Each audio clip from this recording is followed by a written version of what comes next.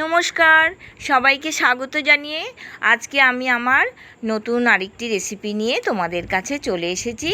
সেটা হচ্ছে সজনে পাতা দিয়ে মুগের ডাল।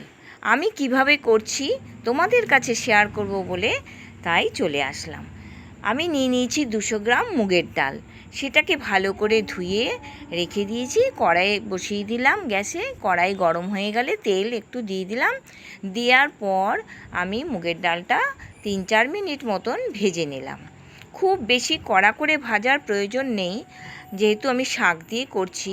মিডিয়াম ভাজলাম। ভেজে পরিমাণ মতন জল দিয়ে লবণ হলুদ দিয়ে আমি ওটা ফুটতে দিয়ে দিলাম। এদিকে সজনে পাতাটা বেছে ভালো করে ধুয়ে নিলাম। সজনে পাতা কিন্তু পেটের পক্ষে খুব উপকারী। তারপর ধোয়া হয়ে গেলে আমি কড়াই বসিয়ে দিলাম গ্যাসে। কড়াইটা গরম হয়ে গেল, তেল গরম দিয়ে দিলাম। তেল গরম হয়ে যাওয়ার পর আমি দিয়ে দিলাম একটা শুকনো লঙ্কা, একটা তেজপাতা ছিঁড়ে দিয়ে দিলাম জিরে। এটা ভালো করে ভাজা হয়ে গেলে আমি দিয়ে দিলাম আদা গ্রেট করা, কারণ এটা কিন্তু মুগের ডালের পক্ষে খুবই দরকার, আর এটা আমরা দিয়েই থাকি। সঙ্গে দিলাম 5-6 কোয়া মতো রসুন থেতো করে, কারণ আমি সজনে শাকটা ডালে দেব, সেই জন্য আমি রসুনটা দিলাম।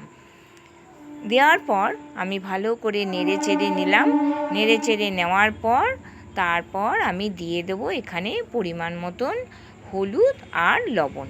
দেওয়ার পর আমি ওটাকে আবার ভালো করে নেড়ে চেড়ে অর্ধেকটা মতন শাকটা ভাজা হয়ে যাবে, সেভাবেই আমাকে করতে হবে। করা হলে তারপর আমার যে সেদ্ধ করা ডালটা ছিল সেই ডালটা আমি দিয়ে দিলাম। দিয়ে আবার ভালো করে শাকটার সাথে ডালটা মিশ্রণ করে নিলাম। দেখছি ডালটা খুব গাঢ় হয়ে গেছে, তার জন্য এখানে আমি আর একটু জল বসিয়ে দিয়েছি। সেটা গরম হয়ে গেলে এই ডালের সাথে অ্যাড করে দেবো।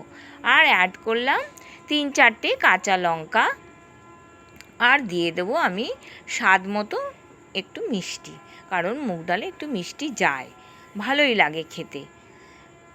হয়ে গেল আমার মুগের ডালটা ফুটে উঠলো, আমার ডালটাও তৈরি হয়ে গেল।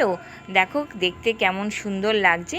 আমি যেভাবে করলাম তোমরাও সেভাবে করে দেখো, বেশ ভালো লাগবে। কেমন লাগলো কমেন্টে জানিও কিন্তু।